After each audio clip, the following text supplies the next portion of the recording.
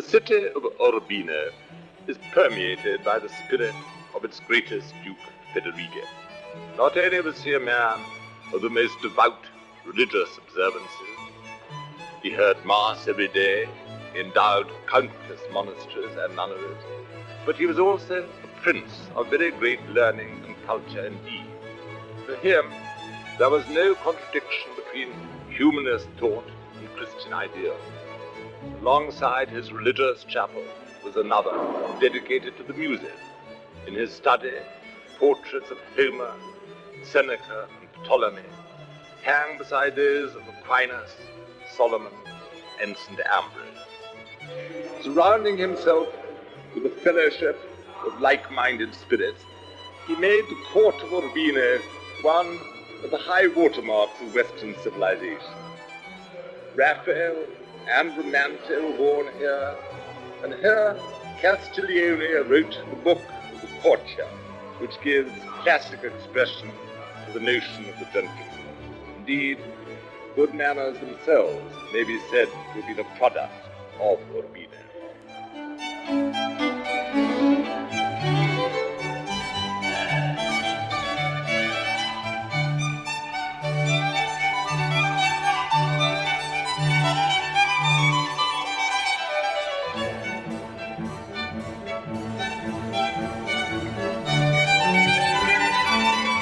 As I wander through the light, airy, perfectly proportioned rooms of the palace, I like to think of the remark recorded in A Life of Federico written by his librarian, Vespasiano da Pasticce. He asked the Duke what he considered most important of all the virtues of a great prince. Essere humane, the Duke replied, to be human.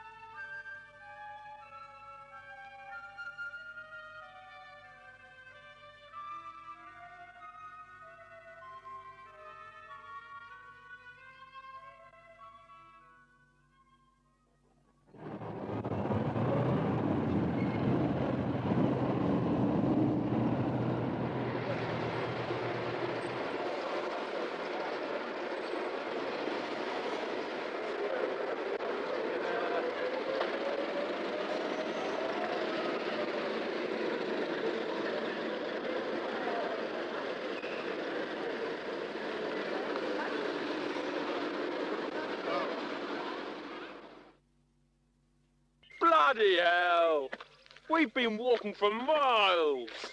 You sure this is going to be worth it? Persevere, Knox. A great man like our Milner doesn't hide himself away like this without a good reason. Don't worry, we're onto something here. Christ!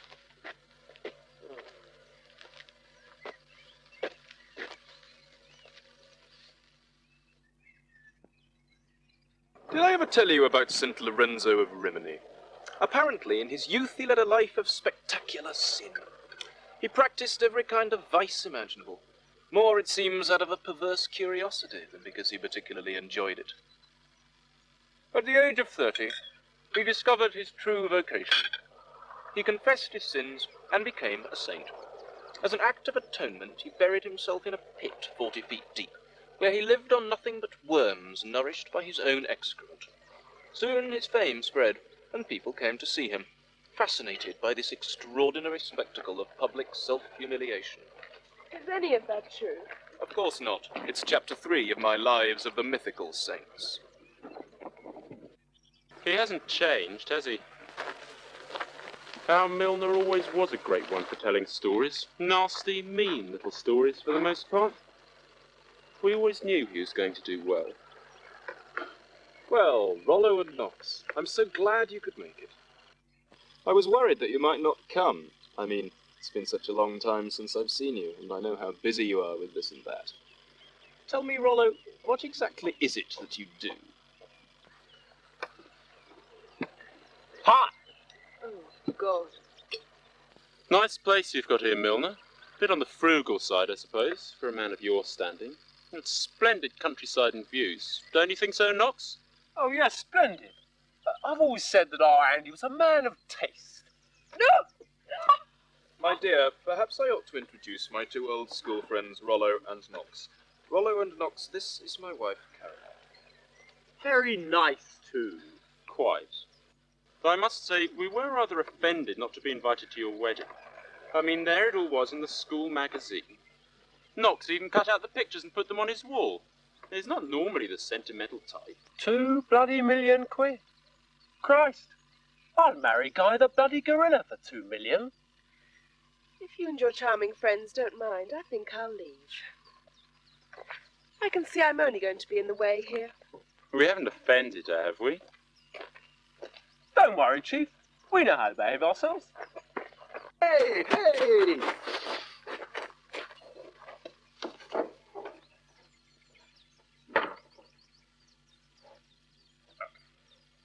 Well, this is quite like old times, isn't it? Please make yourselves at home. Is there anything else I can get you? Let's get to the point, Milner. You know we hate you. We always did, even in the old days. You were a shit then, and you haven't changed a bit. Just what have you invited us here for? Not that we really care.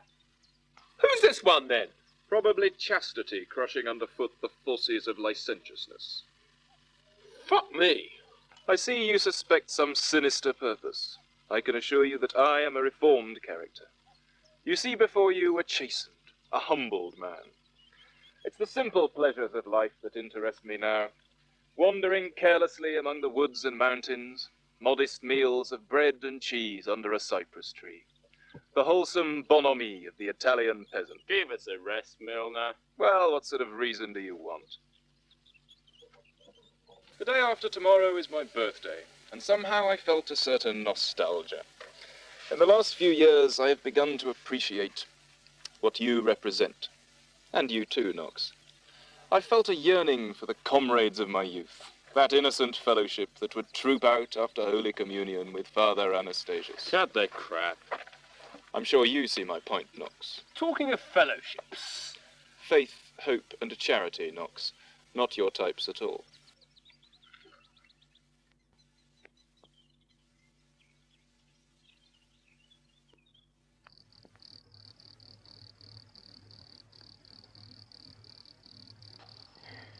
Andrew, I can't stand this place any longer. Why do we have to hide ourselves away like this? I'm going to leave, even if you don't. But you know you can't leave. Why can't I leave? Who are those two, anyway? Must be the most unsavoury pair I've seen for a long time.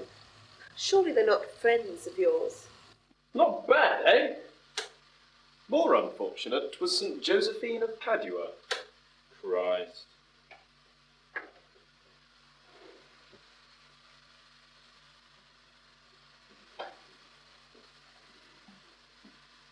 This looks more interesting. You bloody schemer. The question is, Knox, what's old Milner really up to? Of course they're not friends of mine. They never were. They were born losers, whereas I was the one who was always going to do well. Rollo spends his time extorting money for fraudulent religious charities, and Knox helps manage the pinball machines in an amusement arcade. Nevertheless, they do mean something to me, especially now. But I don't think you would understand. Because I didn't go to that absurd school of yours, I suppose, and get beaten every week by Father Anastasius. Perhaps he wants us to kill his wife. Look at this. Sweet, isn't she? Bloody hell, Rollo. I'm glad you're on my side. You just stick to beating up old ladies, Knox. Leave the nasty stuff to me. You are cleverer than I am. You have a greater capacity for pleasure than I do. Perhaps your godlessness itself is a virtue, but what you lack altogether is a sense of evil. Oh, yes. You are vain, selfish, and probably irredeemably vicious, but without spiritual awareness you have a certain innocence. You have vices, but no sin. But you don't believe in God. You never have done. That's not the point. You think she might have something on him, then? He wouldn't surprise me. It really is a bit too good to be true how Mr. Andrew Milner's managed to manoeuvre his way through one bankruptcy after another. Christ, I hate his smugness. There must be somewhere we can get at him. Hey!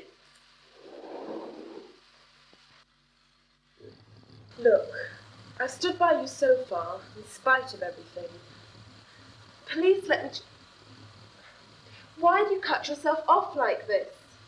And a voice fell from heaven, saying, O King Nebuchadnezzar, thy kingdom is departed from thee. And he was driven from men, and did eat raw flesh as wolves. And his body was wet with the dew of heaven, so that his hair became like eagle's feathers, and his nails were like birds' claws. Is that gibberish all you've got to say to me? Now, this really is a bit more interesting. You carry on scheming, mate. As far as I'm concerned, how's it go?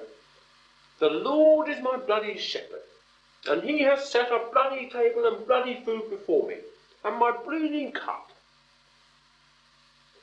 Oh, yes, my bleeding cup bloody well runneth over. Christ, I want to get the bastard as much as you do, but I'm going to enjoy myself.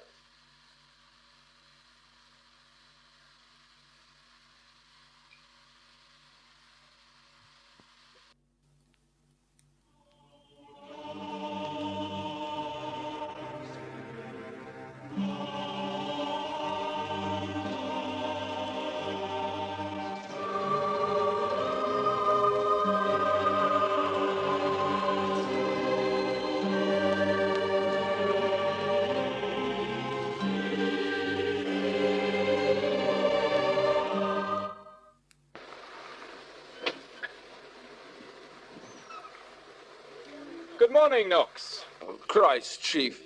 You always well run for a bright and early start. How do you feel about a little trip into town? I thought we might savour the charms of Urbino. After all, a civilized man like you, Knox, wouldn't want to miss the Casa Raffaello or the Palazzo Ducale.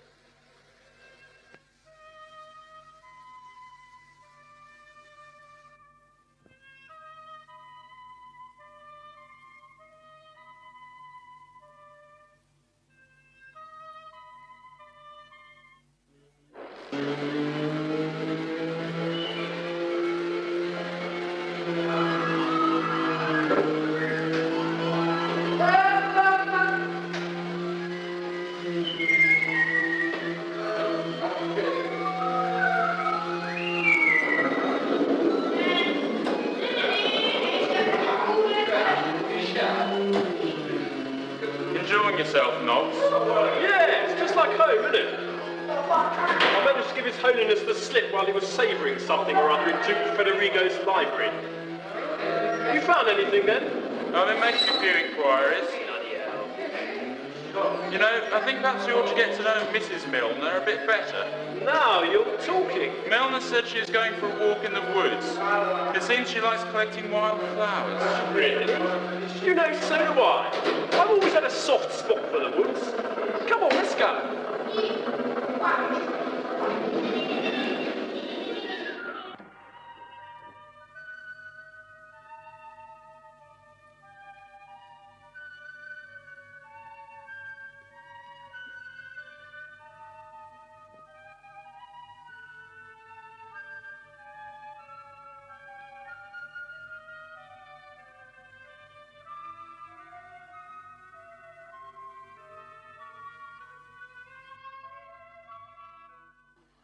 You know, Rollo, I've been thinking, what if it's not his wife he wants us to kill? I mean, how do you know he doesn't want to kill us? You're not afraid of Milner, are you? No, of course I'm not.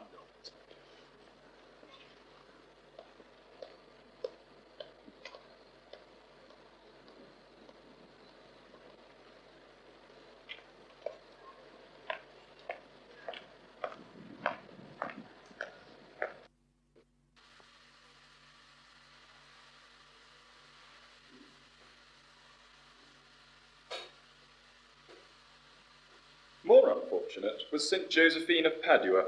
It seems that one day her husband cut her up and served her to the savage beasts of the forest. Apparently he meant to save her soul, and his, of course. I'm not sure about the savage beasts.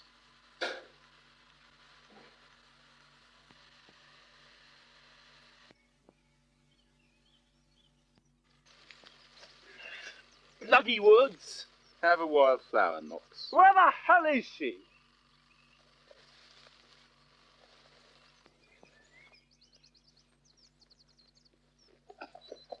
Christ! What the hell is this place? That's it, I've had enough! Christ, he's gonna kill us! Keep calm, Knox. Calm? Bloody hell! You stay here a minute. I'll sort Milner out.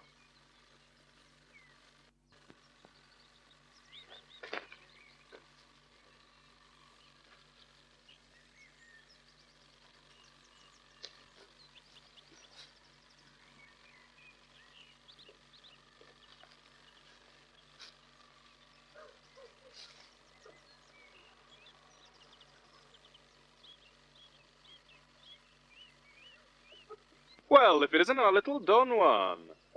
Christ, Chief, you know I never meant you any serious harm. Look, I'll do anything you want. Well, how about beginning by paying a little devotion to my wayside shrine? On your knees. You do like it, don't you? Yes, very nice. Now, suppose we begin with Psalm 23. That was always your favourite, I seem to remember. The Lord is my shepherd. I shall not want. He restoreth, and he restoreth my soul. Tell me, Knox, do you believe all this? Yes, Chief, whatever you say. I've always found it rather hard to swallow somehow. I mean, if God is all-powerful, just and kind, why did he give everything to someone as obnoxious as I am? I think that if there is a God, he must be someone rather like me, which is not something to inspire me with much confidence. Well, carry on. Though I walk in the valley of the shadow of death, I shall fear no evil. And, Jesus.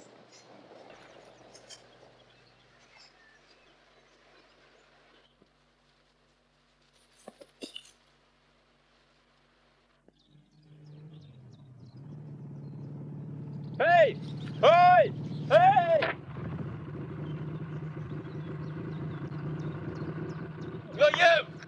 Stop, you bastard! Stop!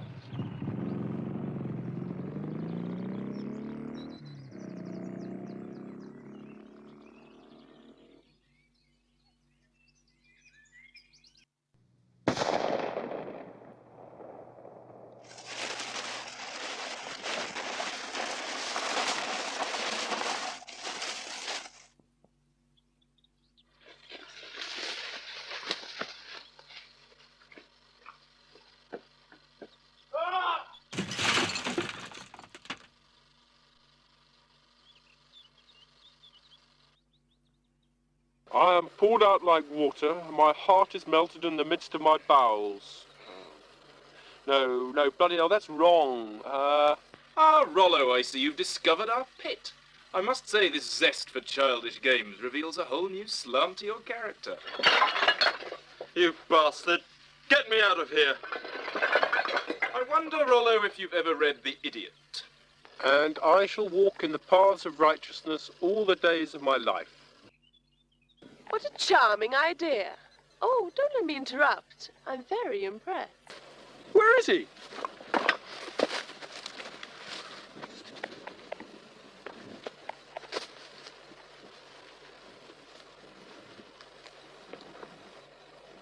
Jesus Christ, what's that got to do with it? Early on in the book, they play this party game in which each person has to describe the worst thing he or she has ever done. Went down quite a hoot, as far as I remember. Bloody hell. Well, I always thought it was a most amusing game. And frankly, at the moment, it seems just the thing. You begin. You know, I've never really noticed it before, but there is something exceptionally attractive about you. What? Don't be coy. You can't shock me. Look, if it helps, just imagine you're back in the confessional box at school. I always used to get a strange thrill from those sessions. So did you, I seem to remember. You were such an earnest, high-minded young man then, Rollo. One would hardly recognize you. Let me help you.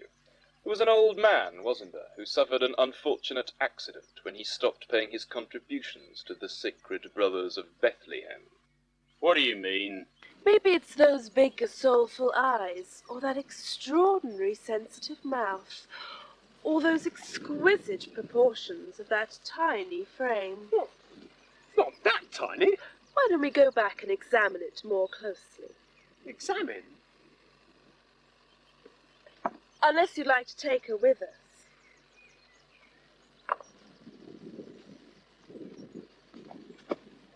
Okay, I had him beaten up to teach him a lesson. There you are, you see. You're beginning to get into the spirit of it. I'm sorry to seem pedantic, but one wants to get these things right. Is beaten up quite the right way to describe 10 broken ribs, a fractured skull, and a broken neck? They just went a little bit too far. Anyway, I don't see what the hell it has to do with you. Just get me out of here.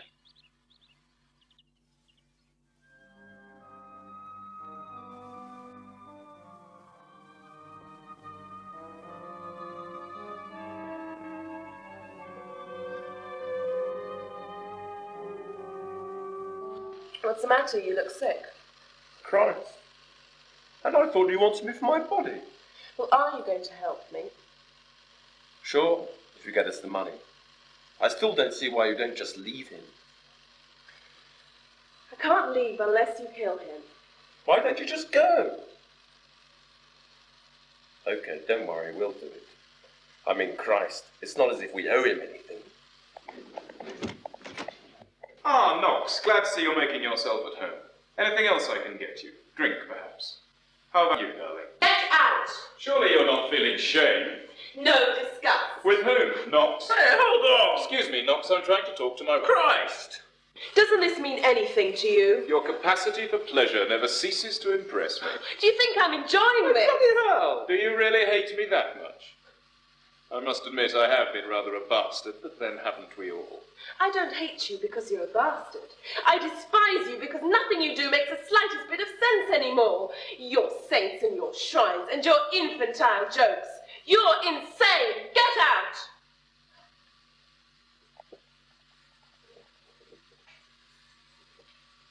How about those drinks, then? 2 gin and tonics, perhaps? Look, I'm going to leave tonight. Okay, you leave him to us. We'll sort him out tomorrow night after that bloody dinner of his.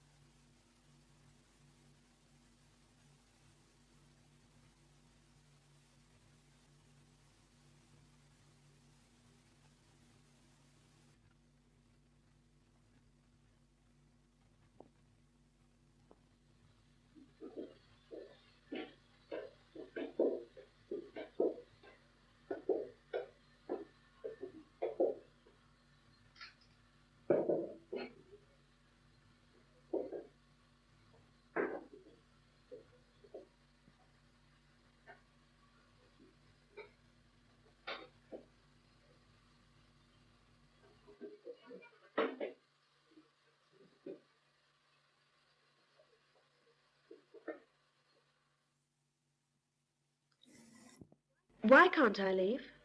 But you know how much our anniversary dinner means to me.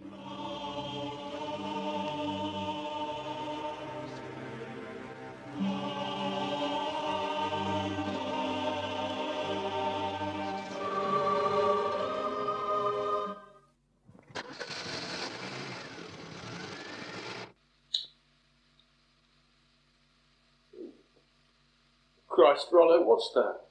Calm down. I don't know what's making you so jumpy. I don't like this. That bastard gives me the creeps. I mean, what the hell is he? He's some kind of a saint or just a crook like us? You're not taken in by that religious shit, are you? He's always thought he was something special, and so's everybody else. Christ, it makes me sick to think how he used to lick his boots at school. Sanctimonious hypocrite. I mean, how can a man take religion seriously when he bloody thinks he is God? Yeah, all the same. Look, there's going to be no trouble tomorrow. I know how to handle him, and believe me, I'm looking forward to it. Hey, Rollo. What is it now? Do you think I've got soulful eyes? Jesus Christ.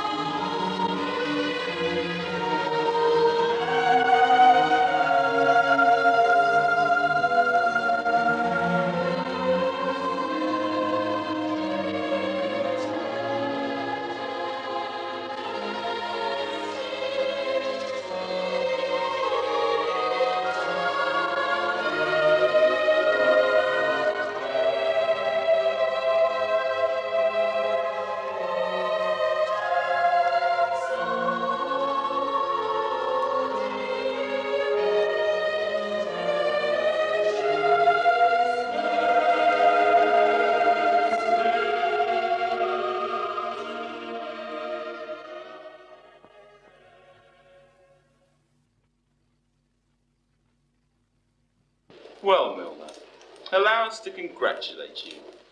Like everything else you do, your cooking is in quite a different class from anything that Knox and I are used to. Thank you, Rollo. Do have some more. Seeing as we're all in such a mellow mood, perhaps we ought to continue that little game of confessions we were having such fun with yesterday.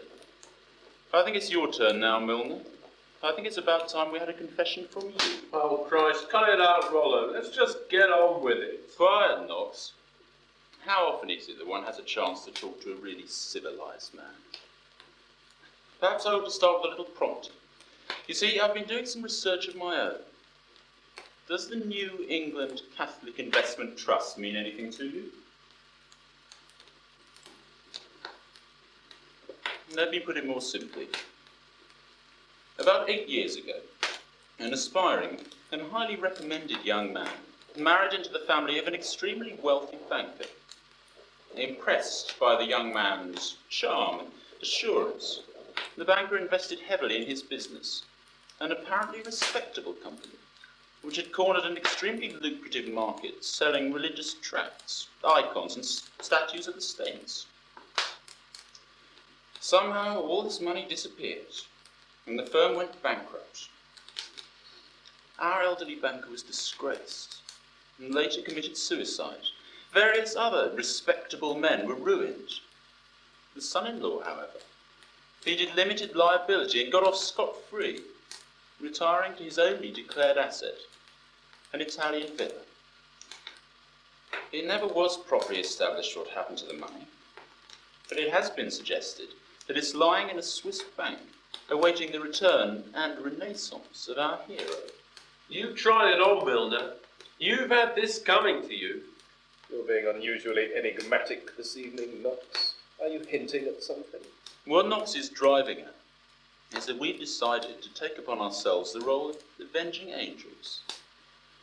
To put it bluntly, we're going to break your neck and throw you down your bloody pit. And then we'll be able to get our hands on those bloody millions of yours from that cute little wife you've got. And then we'll be well away. Christ, I don't see why we should owe you anything. Well, this is most interesting. Quite intriguing, in fact. Are you sure you won't have some more? Knox, you've got that hungry look in your eyes. Everything you say is true, Rollo. I'm not going to deny it. My career has been an abominable one. I shamelessly betrayed my father-in-law, just as I betrayed everybody who tried to help me. And for some reason, I'm not quite sure why, there were so many people who did try to help me. But you know, Rollo, you must let me choose my own confession. There is one crime that I would like to tell you about. You needn't bother, Milner. We know about all your crimes. Please. Which was committed in an entirely different spirit from the others. It was committed not out of greed or ambition. I can assure you that I'm entirely free of those vices now. It was committed rather in a spirit of atonement for my past sins. Oh, Christ. Let him go on. I want to see him try and talk his way out of this one. I knew he was going to bring God into it sooner or later. I wouldn't expect an intelligent man like you or Knox to believe in God or heaven. But hell is a subject that I've always found far more compelling. Before I go any further, I'd better explain. There was a point in my inviting you two here. You two are, and I'm sure you'll take this in the right spirit, you two are by quite a long way the two most evil characters I know. What I had in mind at this little feast was a sort of communion. I thought that together we might dine on the flesh and blood of Christ. Well, not Christ in this case. Our communion, however, is to be an act not of spiritual elevation, but of degradation. Through this degraded communion, this fellowship of sinners, I am accepting the burden of my guilt. And you see, she was the natural choice for a victim. In spite of everything, she had a certain innocence, and we have all enjoyed her already in one sense or another.